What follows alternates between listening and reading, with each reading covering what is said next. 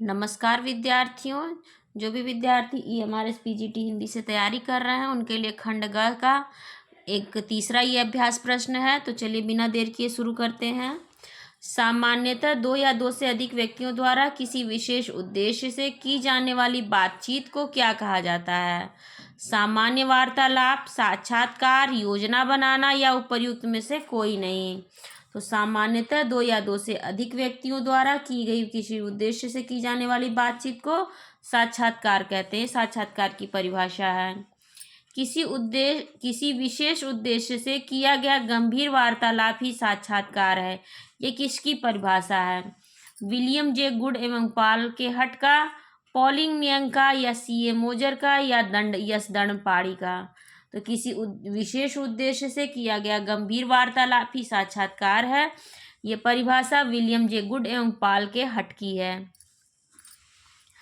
साक्षात्कार उत्तरदाता के साथ संचार स्थापित करने का एक साधन है जिसमें वार्तालाप, हाव भाव एवं विचारात्मक तत्वों को सम्मिलित करते हुए अर्थपूर्ण आदान प्रदान के द्विपक्षीय संचार हैं।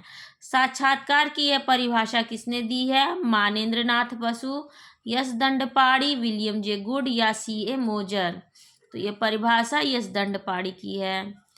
निम्न में से साक्षात्कार की विशेषता क्या नहीं है? साक्षात्कारकर्ता और सूचनादाता के बीच प्रत्यक्ष आमने सामने वार्ता, विशेष उद्देश्य वार्तालाप होना, दो या दो से अधिक व्यक्तियों की आवश्यकता, अनौपचारिक बातचीत। तो साक्षात्कार की विशेषता नहीं है अनौपचारिक बातचीत। चयनात्मक साक्षात्कार का क्या होता है? नियुक्ति हेतु किया जाने वाला साक्षात्कार, विभिन्न कार्यों में से कुछ का चयन करना, स्वयं के लिए साक्षात्कारकर्ता नियुक्त करना, या विभिन्न कार्यों का चयन करना। तो चयनात्मक साक्षात्कार का अर्थ होता है नियुक्ति हेतु किया जाने वाला साक्षात्कार।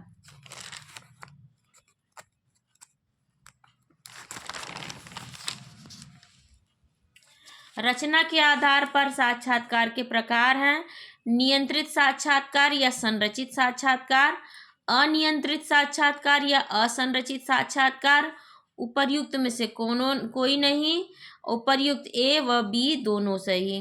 तो दोनों हैं। अच्छे साक्षात्कारकर्ता के गुण क्या नहीं होने चाहिए? स्पष्टवादी व धैर्यशीलता होना चाहिए, साक्षात्कार के उद्देश्यों को जानने वाला, हंसमुख तथा अपने विषय का ज्ञाता हो, साक्षात्कार प्रदाता का अच्छा मित्र होना चाहिए। तो ये जरूरी नहीं कि जो साक्षात्कार ले रहा है वो साक्षात्कार प्रदाता का मित्र हो, तो यही नहीं होना चाहिए। साक्षात्कार से क्या लाभ नहीं है?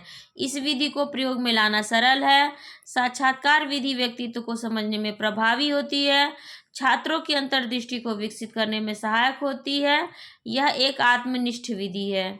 तो साक्षात्कार ये आत्मनिष्ठ विधि नहीं होती है, बल्कि साक्षात्कार दूसरे का लिया जाता है। रेडियो कैसा माध्यम है? दृश्य श्रव्य माध्यम है, श्रव्य माध्यम है, दृश्य माध्यम है, या प्रिंट माध्यम है? तो रेडियो श्रव्य माध्यम है, आप उसको सुन सकते हैं, देख नहीं सकते हैं। रेडियो लेखन में संचार को किन किन भागों में विभाजित किया गया है? इंट्रो, बॉडी और समापन, उपर्युक्त सभी।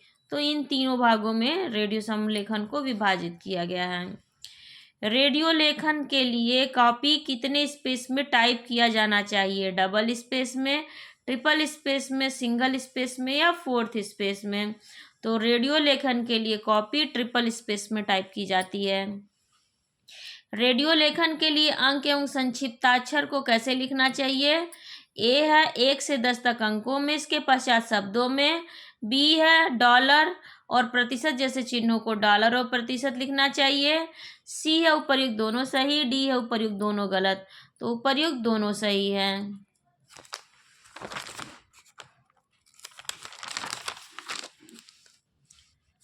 रेडियो के लिए लिखना मात्र व्याकरण नियंत्रित वाक्यों की रचना नहीं है, उसका अपना व्यक्तित्व होता है। यह परिभाषा रेडियो के लिए किसने दी है? डॉक्टर मधुकर गंगाधर ने, महात्मा गांधी ने, डॉक्टर मनोज मृदुल ने, या डॉक्टर नरसिंह मदान ने? तो रेडियो के लिए लिखना मात्र व्याकरण नियंत्रित वाक्यों की रचना नहीं है, ये डॉक्टर मधुकर गंगाधर की परिभाषा है। रेडियो प्रसारण को कितने खंडों में बांटा गया है? नाटक, रूपक आदि। बी वार्ता, सी है संगीत, संगीत रूपक आदि। डी है उपर्युक्त सभी। तो उपर्युक्त सभी इसका उत्तर होगा।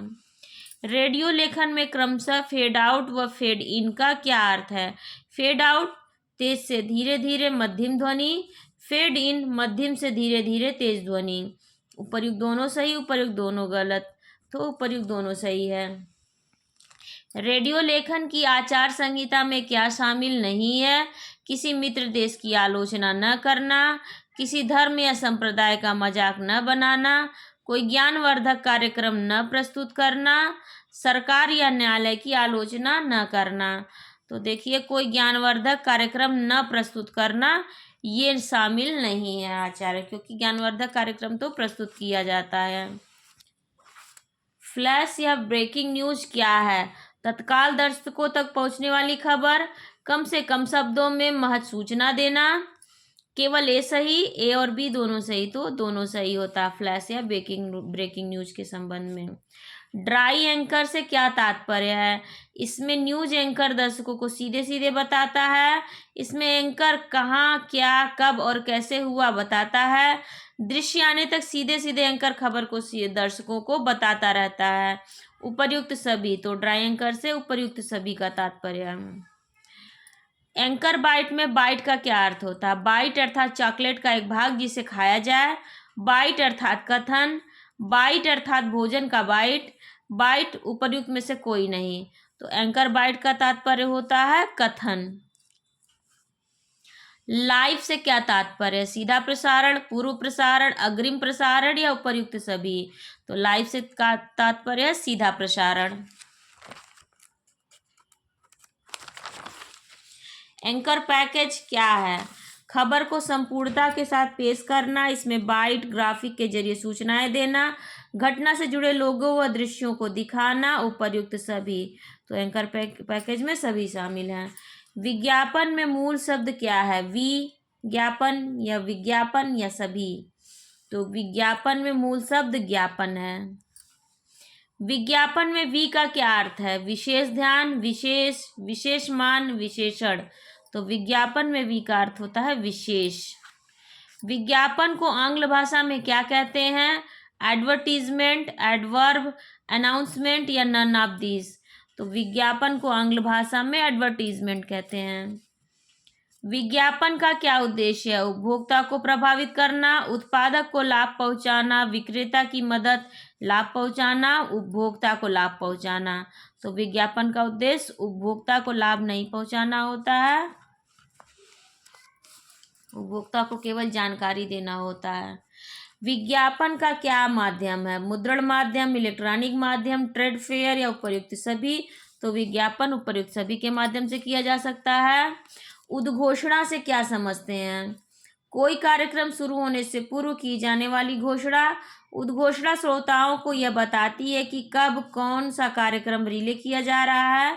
उद्घोषणा एक प्रकार से मुनादी है। उपर्युक्त सभी। तो उद्घोषणा से उपर्युक्त सभी का तात्पर्य है। घोषणा लेखन की विशेषताएं बताइए। सूचना देना, उत्सुकता, रोचकता बनाए रखना, संक्षिप्तता। उपर्युक्त सभी। तो उद्घोषणा लेखन की विशेषताएं उपर्युक्त सभी हैं। उद्घोषणा को अंग्रेजी में क्या कहते हैं? Announcement, advertisement. उपर्युक्त दोनों या केवल ए सही।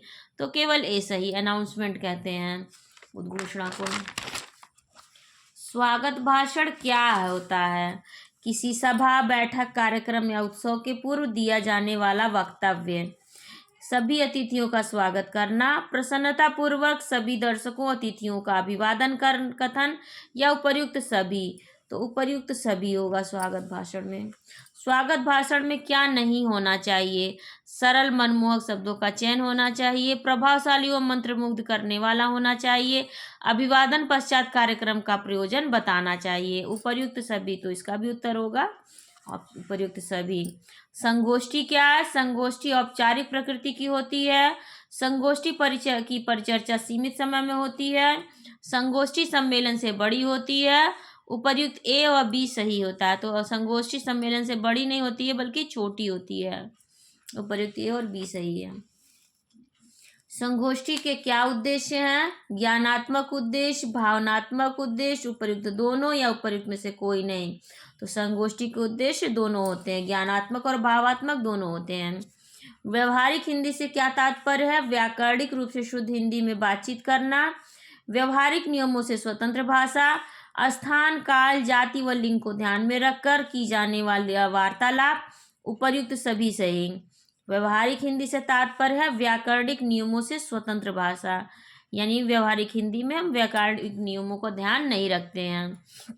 प्रयोजन मूलक हिंदी से तात्पर्य लिखित भाषा का प्रकार है, मौखिक भाषा का प्रकार है, किसी विशेष उद्देश्य के लिए भाषा का प्रयोग है, या आनंद मूलक हिंदी है। तो प्रयोजन मूलक हिंदी होती है किसी विशेष उद्देश्य के लिए भाषा का प्रयोग। साहित्यिक भाषा सिद्धांत प्रस्तुत करती है। तो प्रयोजन मूलक हिंदी प्रत्यक्ष व्यवहार, ये किसकी परिभाषा है? Moturi Satyanarayan, doctor Nagendra, doctor Bapurao Desai, doctor Vinod Godre. तो ये मोटूरी सत्यनारायण की परिभाषा है।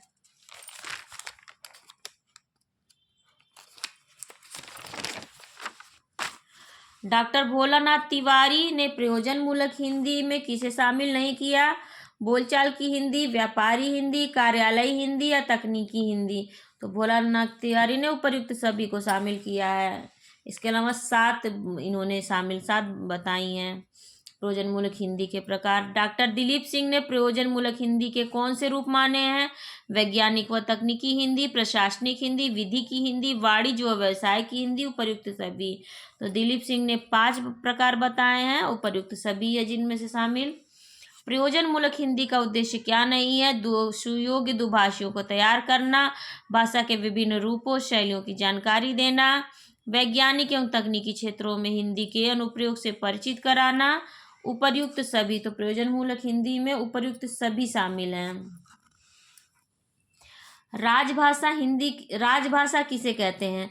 देश के राजकीय कार्यों में प्रयुक्त होने वाली भाषा, आपसी बातचीत की भाषा, देश के संपूर्ण नागरिकों की एक भाषा, अंतर्राष्ट्रीय स्तर पर प्रयोग किए जाने वाली भाषा। तो राजभाषा जिसमें राजकीय कार्यों को प्रयुक्त किया जाता है, राजकीय कार्यों में प्रयुक्त किया जाता है, उसे राजभाषा कहते हैं। कार्यालयी हिंदी के प्रमुख प्रकार क्या हैं? प्रशासनिक हिंदी, व्यावसायिक हिंदी, साहित्यिक हिंदी या तकनीकी हिंदी, या उपर्युक्त सभी। तो कार्यालयी हिंदी में सभी शामिल हैं। कार्यालयी हिंदी के प्रमुख प्रकार क्या हैं? जिसका प्रयोग कार्यालय में दैनिक कामकाज में होता है, शासकीय कार्यालयों, न्याय, विधि आदि में होता है, उपर्युक्त दोनों सही, कोई नहीं। तो उपर्युक्त दोनों सही है। संविधान के किस अनुच्छेद में राजभाषा का उल्लेख है? अनुच्छेद 343, अनुच्छेद 343(1), 344 या 340। तो अनुच्छेद 343(1) में राजभाषा का उल्लेख किया गया है।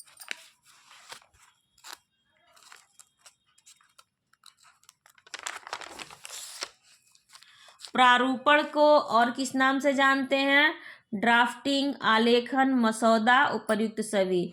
तो प्रारूपण को उपर्युक्त सभी नामों से जानते हैं। टिप्पणी शब्द किसका पर्याय है? नोटिंग का, नोटिस का, एप्लीकेशन का या आमंत्रण पत्र का। तो टिप्पणी शब्द नोटिंग का पर्याय है। टिप्पण के क्या प्रकार हैं? सूक्ष्म टिप्पण, शॉर्ट नोटिंग, संपूर्ण टिप्पण, फुल नोटिंग, आनुषंगिक टिप्पण, कॉन्टीजेंट नोटिंग, अनुभागीय टिप्पण, सेक्शनल नोटिंग, उपर्युक्त सभी। तो उपर्युक्त सभी टिप्पण के प्रकार है। ये मेरा छोटा सा प्रयास था खंड ग पे प्रश्न बनाने का। आप लोगों को कैसा लगा जरूर बताइएगा कमेंट सेक्शन में। जो भी लोग पहली बार चैनल पर आ रहे हैं जरूर इससे सब्सक्राइब कर लीजिए, लाइक करना मत भूलिए, और मेरे टेलीग्राम से भी जुड़ जाइए। वहाँ पर आपको इनके अतिरिक्त भी पठन पाठन सामग्री मिलती रहती है। और आप सभी का मुझसे जुड़ने के लिए बहुत बहुत धन्यवाद।